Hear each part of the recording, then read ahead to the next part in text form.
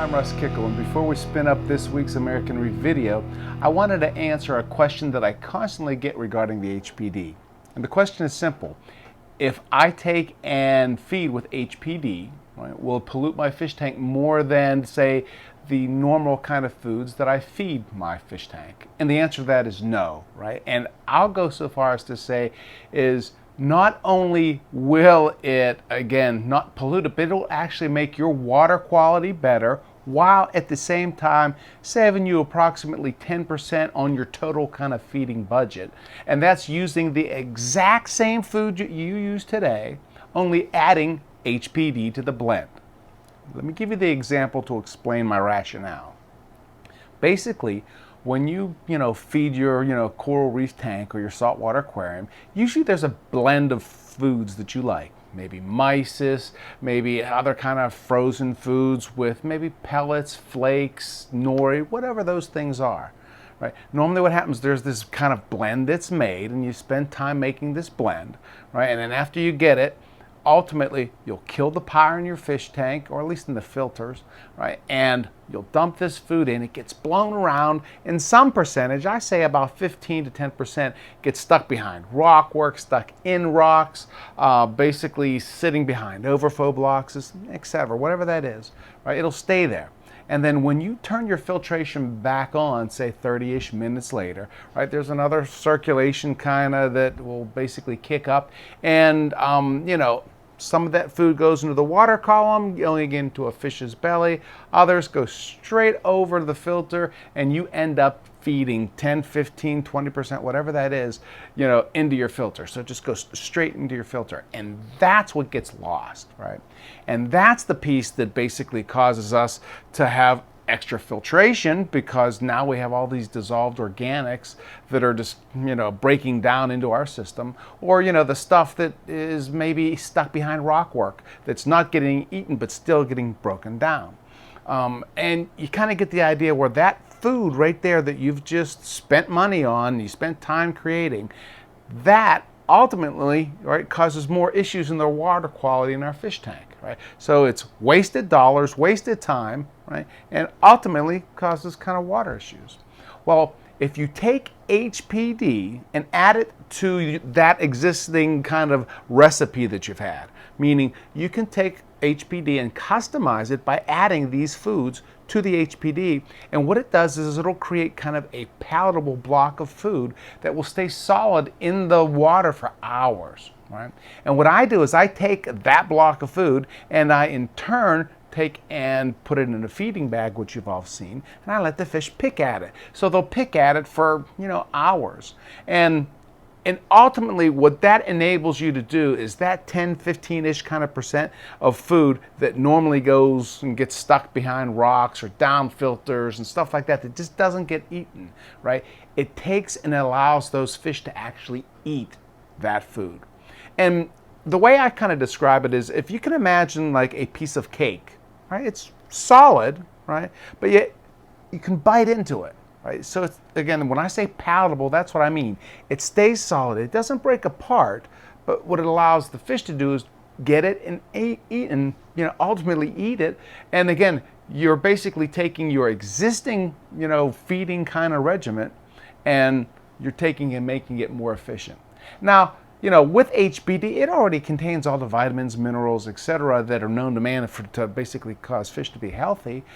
So we're taking that aspect of it and we're just throwing that to the side. We're saying just to improve and make your current feeding regimen more efficient, you add HPD to it, and then ultimately you're going to save that extra 10, whatever that percentage is, right? And so now think about it, right? 10% of food goes over into the filter. Well, that means if your packet of, maybe frozen food that you feed your fish lasts, we'll say a month, or 30 days, now it's going to last 33 days, right? And you take those extra 3 days and, multiply that times, a year at first. Well, now, again, you just saved yourself a packet and change of food, right? And that's again, one aspect of it. The time, for example, that when you are changing your filter socks or the filter fibers that exist, right? Or cleaning the collection cups. Now, for example, that time has been reduced because less of those foods, right, are basically being wasted and just broken down. And when you look at it, right, that whole equation goes into time, right? The time that you take to make that special blend. Well, with HPD, for example, you know, there are some customers they'll basically make sheets of it, break it into the cubes, so to speak, and depending on how good their kind of vacuum seal, you know, environment is, it'll last for 8 months to a year in the freezer. So now, as far as time goes, not only do you have the freshest food possible that you've made, right? Now you don't have to spend time, you know, daily, weekly, etc., trying to make these fresh food, right? And kind of this equation goes on and on and on, but ultimately, you know, that's why I say if you add HPD to your existing food regimen, right, not only will you have way better water quality because, again, the fish are eating the food as opposed to it being wasted, but you're also going to save some percentage, again, I'm using 10%, right, on your monthly food bill, the time that it takes, as well as, again, all of the resources needed for that filtration, right? You know, the energy that you use to throw those filter socks, for example, in a washing machine, right? Or, you know, the paper that you use for your paper rollers, right? Or fill in the blanks, right? You know, it's just one of those things where, you know, even if you take and add the cost of the HPD, right, this food is just much more efficient. I've had tons of customers that kind of experience the exact same thing, but somehow it never makes it in translation to the videos, and thus, you know, one of the reasons I wanted to answer that question, because this week alone I got 4 or 5 of those questions, and again, obviously it wasn't clear. So that being said, will HPD pollute your water? No, actually it'll take your water quality and make it better, right? Using your exact same foods.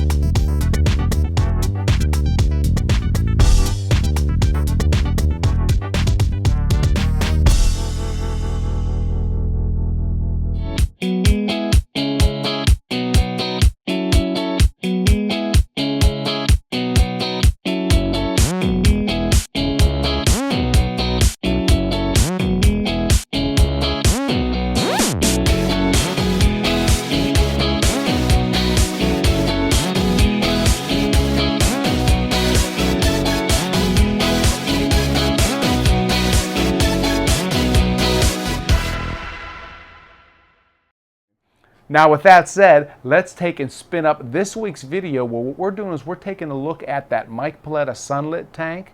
And it's been a year and change as far as since we did that tank swap. So we can kind of see now what it looks like now that time has passed, you know, and maybe see some pros and cons and things that, you know, have evolved over this year. Hello there, Russell. Hi, Michael. How are you? We're doing an update today. We haven't done an update on this tank in about 5 months. And summertime is when this tank really starts to take off because it gets a lot of sunlight. So this tank has grown like we thought it would. You look in the middle. It's now been about a year since we switched it over. And last year they were all at the top, and a year they're close to the top again. Basically we got 6 inches of growth on the SPS, or probably closer to 8, because I also dropped them down. Or on the soft corals, there's no SPS in here because they all turn brown. And I've managed to find a few more colorful soft corals to put in here, a few more mushrooms. The bubble, if you remember last year, was about 1/4 of this size. I've given them a couple new friends, bubbles to be with, different colors. I'm still looking for the multicolored one to put in here, have all 4 different kinds. The Navarcus Angel's doing well. These guys, there were 11 of them, now I'm down to 5. I don't know where they go, but one of the things I think happens, because I never see bodies, is that the bristleworms get them. So I just got these new bristleworm traps from TNT in London. What, Mike? How do you get the bristleworms out of there? Hey, funny you should ask, Russ. they actually pop out. If you look in here really closely, you'll see there's a really narrow hole for the bristleworms to go. I don't know how the big ones are going to get in here. I'm actually thinking of maybe drilling those out so the big ones can get in, but we'll see if they get in here. I'm going to throw a piece of shrimp in here, or you throw a piece of shrimp in here, let it rot, let the bristleworms go in, pull them out, take them out. So I'm planning on doing that over the next few days up in this tank, because I've done it in some of the downstairs tanks, and see if I get rid of them. Because you can get out the little tiny ones, because these have little, even tinier holes. Yeah, I saw this online and bought these.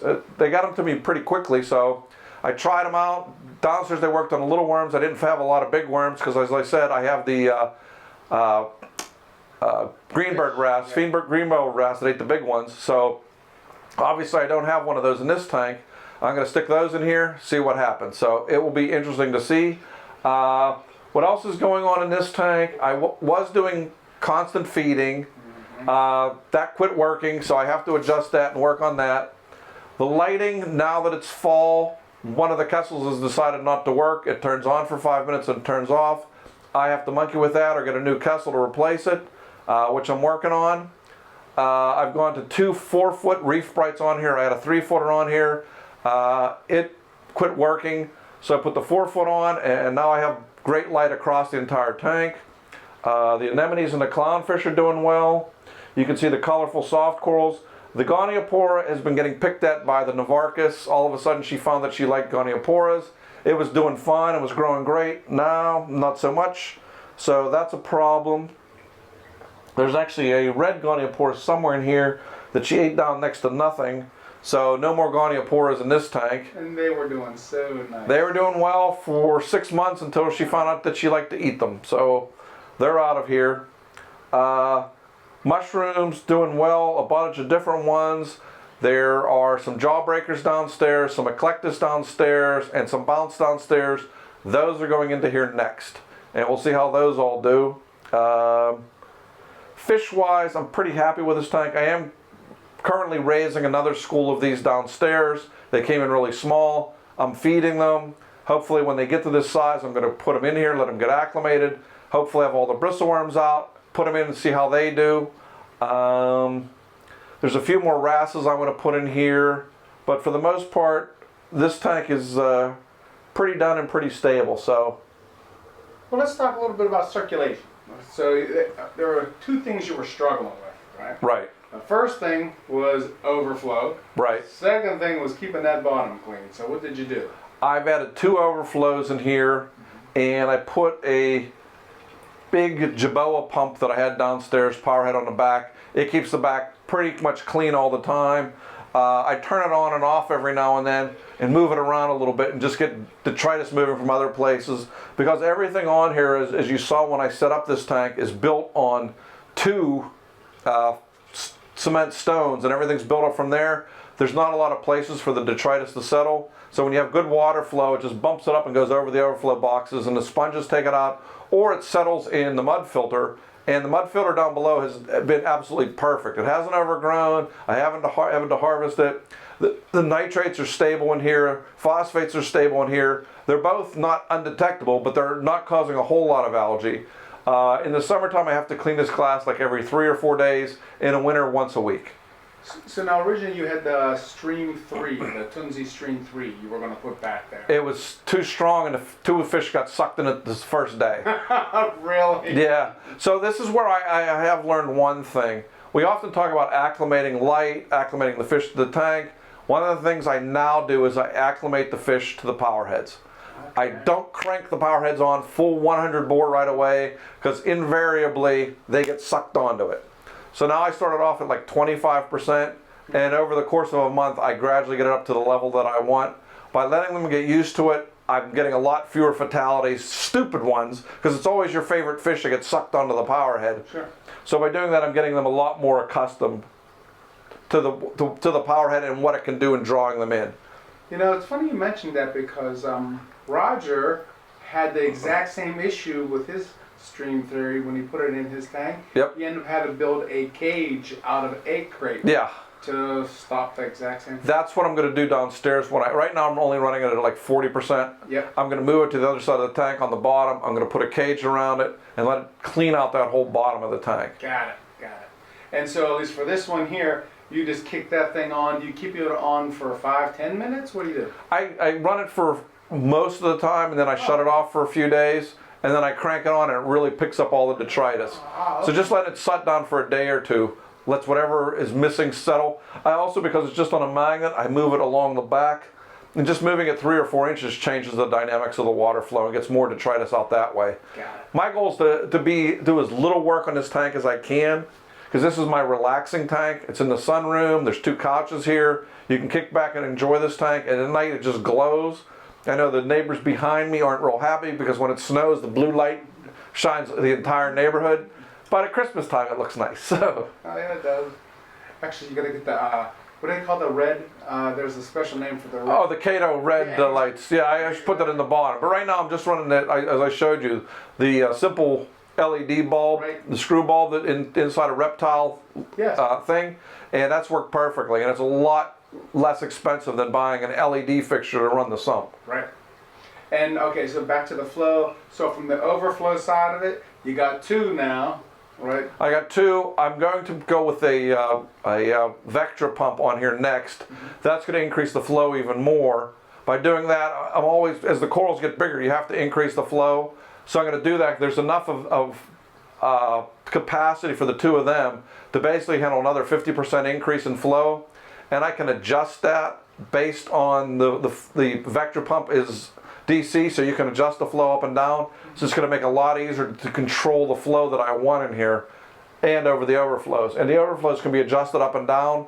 So I'm going to lower those a little bit so they can take in more water. And by doing that, I'm going to be able to increase the flow without having to increase anything else in the tank. And now, would you put another C-sweep on as well, or would you just shove everything? I'm just going to run all through the one. That works fine. This isn't a big enough tank. I mean, you can see the corals moving now. Yeah. So I'm getting nice flow.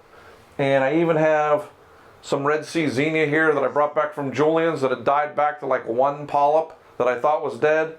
But the Novarchus apparently hasn't found it or doesn't like it. So, but it hasn't taken off in the tank either. So, but like I said, I'm not running a ton of light in this tank because sunshine in the summer, everything grows nuts anyway. Right, obviously. Look at everything in the middle. I mean, it just grew like a weed. Yeah. And now, okay, so when we originally showed the star polyps last time, they weren't kind of taking over. Now they look like they're starting to take over. They're growing more, and I thinned them out. I gave Sanjay a head like this, so they are growing more. I'm going to put something else in here, but you can also see this looks like a really nice Montipora cap. Right. That's actually a photosynthetic sponge that I got from Sanjay that he grows in the back overflows behind his tank. But in here, it's really nice color purple, and with soft corals, that's something nice to show. Basically, all you gotta do is break off a piece, put it in a place, and it takes off. Because we found an interesting one in the back that I didn't put there, but apparently a piece of this broke off, moved over there, and is now growing. Which is amazing, right? Yeah.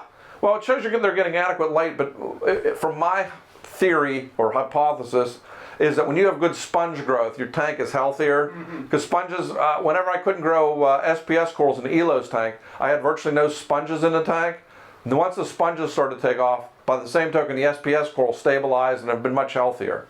You know, on that note, just as an FYI, so I released that particular video, we'll say Saturday, and we're talking 2 days now.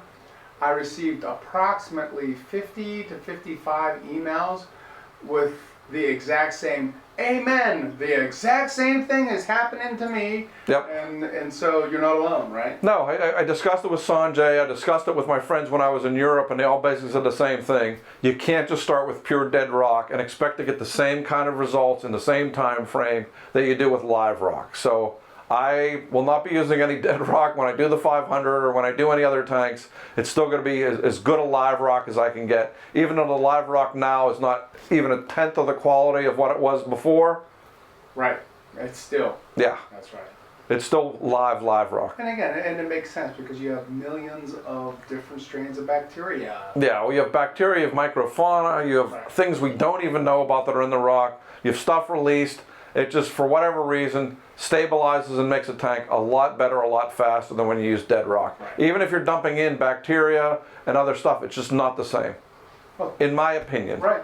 Well, to your point, you have a live example downstairs where you have 3 tanks using the exact same water, but yet different things happen in different tanks. Yeah. Right? So it just goes to show you. Yeah, and this tank is basically running simple. There they are. I was worried about those rabbit fish. Yes. I hadn't seen them. I was getting scared. And there they are. And they came out and there they went. But at least we saw that they're still in there.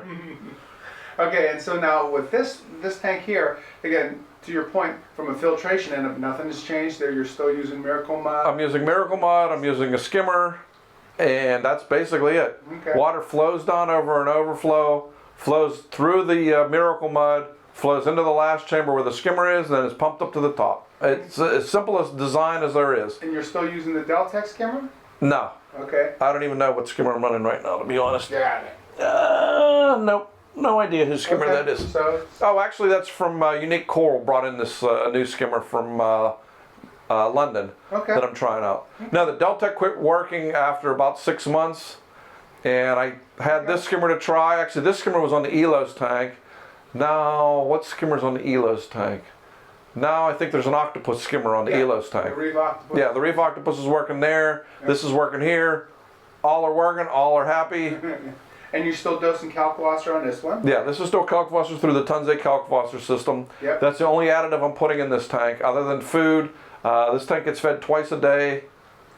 That's basically it. And you're not dosing calcium, magnesium, or anything like that? I have to add magnesium and calcium from time to time, but I just do those as dry mixes, mix it up in a slurry, Okay. and gradually add to the sump. But I'm not adding, I mean, you're talking once a month, Sure. adding a little bit of that. I mean, these corals are growing, but they're not consuming the calcium and the other minerals like the downstairs tanks are. Sure, sure. But yet they are growing like crazy, which Yeah. is wild, right? Yeah, I mean, and the colors are nice. I mean, you don't see the polyps out on these, but like this leather has polyps that are about this long. This is a green Australian leather. That's a green leather that I grew downstairs. You can see this one here is a nice lime green. Oh, you can see one of the Goniophoras is actually still Yes. doing good Yep. behind the one that's getting eaten. Yep. So this Lobophyte, and I just gave some frags of that to Sanjay. That's a real nice one. There's a bluish one in the back. And then the fish are all doing good? Yeah. I mean, like I said, when I was worried about the rabbit fish because I hadn't seen them today, and we're standing here, but they apparently were scared, so they came out, so they're still fine. But other than that, the fish population is pretty much the same as it's been for the last 6 months. Right. I mean, I add corals from time to time. I haven't added much. I added this one leather because it was really nice when I saw it. But that's pretty much the only thing I've added here in the last 6 months. I may add another anemone because I saw some black widow anemones last week when I was speaking in Cleveland. They'll have them when I'm at the show in Strongsville in January. The guy who propagates them. So I'll probably get one and put it right in there. So I'll have a different colored bubble tip. But other than that, there's not a whole lot to go into this tank. Okay, so now the fact that you kind of moved, the tank, made it higher. Yeah, happy you did it? Oh, that was one of the best things I did. Okay. Because there's more room and space. There's more room for the fish. The corals are a lot happier rather than being jammed across the top. Hopefully they'll stop before they get to the top, but I'm assuming by this time next year I'll be removing these and putting some smaller ones in and letting them grow. But the real colorful stuff has just stayed there. And now, do you miss the fact that you can look down in? Remember that last tank? I can still look down in it. I'm fortunately tall enough I didn't make it too high. And the sunlight still hits at the right angles. I mean, in the morning it comes in here, and in the afternoon hits there and there. So it still gets, on a sunny day, it still gets, this time of year from now through end of March, it'll get 2 to 3 hours of sunlight. And then it gradually increases again towards getting 6 to 8 hours of sunlight. Good deal. And within a month or so, or hopefully within a week or two, I'll have the new Kessel light on before it gets totally dark. Sure. But right now that hasn't had a whole lot of impact on this tank, which is interesting. And now, when you get the 500, this one's going to stay? For the time being, yeah. Eventually, this will probably be the first one to go. No. Or the Planet tank will be the first one to go, and then I'll move the Elos tank into the middle of the room. That will probably be what happens, but for the time being, yeah, it's crazy having 6 tanks, but these rabbitfish were absolutely tiny too, if you remember. And now they've gotten big, but they're not as big as the rabbitfish that's in the frag tank, which is smaller than them. Right. He's like double their size, and he's in a smaller tank. And he's thick too. Yeah. Like, Well, that's also why there's not a speck of algae in that tank. From time to time there was, not anymore. I was gonna say, or acans. So if I can't get rid of him, I may keep him as the mascot to keep that tank clean. Right. No, because there was a typical fox face in there, and they started fighting. So I took the fox face out and put it in the 300, and the pair of fox faces that are in there killed him within minutes. I couldn't get them out of the tank fast enough. They just ripped them to shreds. Which is amazing, right? Yeah, and I didn't heed my own advice and put him in an acclimation box. Right. He had made me so mad by fighting with the bicolor and with the other ones that I took him out, put him in there. But the bicolor doesn't fight with the orange spot. Right. But the fox face fought with all of them. It's funny though, because that, again, it goes to show you, even though you have the water, all the same water and everything else, you still got to follow the same rules. Yeah. Never change. I didn't follow my rule. I put him in there thinking, okay, this is big enough. There's 2 of them already. They're happy. They'll put him in no problem. In minutes. Shredded. I mean literally shredded. Nature's raw. Yeah, they're worried about taking fish and corals off the reef. And when you see how ruthless the fish are on the reef in our tanks, you realize that us taking small fish that aren't breeders versus a spearfisherman can take all the fish they want, big ones that are bigger they are, and there's no limits. There's no sense to Hawaii shutting down the fish industry. Yeah, unfortunately, I don't know enough to even comment about it. Right? Yeah, but it's bad. It shut down last week, and it may be a few weeks, and maybe a few months, and maybe a few years. Nobody knows how long it's going to be shut down. So. And isn't Red Talbot part of that whole? Yeah, he's one of the people that feeds them money. That's why if I go to Hawaii, I will not use his dive systems. There you go. So, for whatever it's worth, right? Yeah. Because, I obviously don't need any fish or anything from Hawaii. I have everything that I want. Right. But for the hobby in general, it's bad because it's the most well-managed fishery in the world. They've already done all the studies to show taking yellow tangs off has had 0 impact on their population. So, and that's the most fish out of Hawaii. Right. If we're not hurting that one, we're probably not hurting the other ones. That's what all the information that we've seen shows. So there's no reason to do it other than, oh, it feels good. If you're taking fish off the reef, you're damaging it. Rather than, if you're taking fish off the reef and people are being educated about it, they're much more likely to protect the reef than people that don't know anything about the reef. Right. Yeah, because it's their income. Yeah. Well, you have people making money off it. You have people making money off the fish. You have a whole chain reaction of people that are making a living or that appreciate the reef as a result. You take all those away, nobody cares about the reefs. Right. Goes back to common sense. Yeah. We're not taking huge heads of corals like they used to do, drying them and putting them in fish tanks. We don't do that anymore. We haven't done it in 20 years. Right. They still think that's what we're doing. We have no desire to take dead coral skeletons off the reef. If you go to some of the third world countries where they're paving the road with crushed coral skeletons, you just cry. Yeah, it's amazing how much they take out. Right. And you just go, oh my God, I could do my tanks for 100 years. No, don't say it. Yeah, but that's how it is. So, doing this kind of tank, Right. full of fish, and I don't know if you saw the yellow tang that's in here. No. Yeah, Where's he at? they're all hiding for some reason. I don't think they like the light. That's what it is. Yeah, or this big green shadow that's in front of the tank. So on this particular tank, But I'll throw in some food and we'll see if we can get them all out. I was gonna say, so on the sunlit tank, we're saying it's been about a year. Yeah, since we switched it all over. Switched it over. Yep, it's hard to believe, but it went fast. And when you look at kind of the growth, we've got about a doubling, right? Even more than double. Some of them, I'd say doubling. The leather corals haven't really doubled, they've grown. I don't know. Yeah, it's like looking at your kids. When you see your kids every day, you can't, but wow, I can't believe they're bigger than me. Yeah, it's the same way in here. Yeah. But hopefully you saw the yellow tang. You see the Bartlett's Anthias. They hide underneath the cave for some reason. I don't know who even bothers them. There's the splendid Pseudochromis that was tank raised that's in here. He's gotten really big and nice. There's this goofy convict cardinal fish. There were 5 of them. He killed off the other 4. Right. That's the only real mortalities that I've had. There's a pair of flame hawk fish in here. There's several fairy wrasses. There's going to be a few more going in here. And as you can see, the Novarchus is no fear. But there's a nice assortment of fish. There's a Springerite damselfish. And they're really nice, but they're really nasty. I've put in several other damselfish. Yeah, forget it. Nah. If sharks were as mean as damselfish, we'd never go in the sea. Would have issues. Yeah, no, we wouldn't go in the sea because they'd attack everything that came in. These guys have no fear. That's the perfect tank. Yeah, it is. It's a nice, relaxing tank, low maintenance, Color. very little. I mean, I do a 10-gallon water change in this tank once a month, Right. and test it in the middle of the month, adjust it accordingly, then wait to do the water change 2 weeks later, because tomorrow's the first of the month. This will get a 10-gallon water change. 15th of the month, I test it tomorrow, I'll test it on the 15th, make the adjustments. But then none of them are huge adjustments. It's, you know, the alkalinity may be at 8.3, I maybe want to bump it up to 8.5. Calcium may drop down to 380, bump it up to 400. Magnesium from time to time drops down to 1200, I bump it up to 1400. And that way I don't have any algae issues. But with the yellow tang and with the rabbitfish, not a whole lot of algae issues other than the glass. Yeah.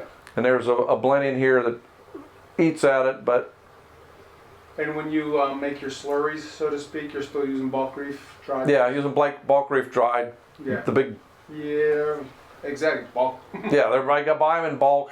Yeah. They last me a couple years.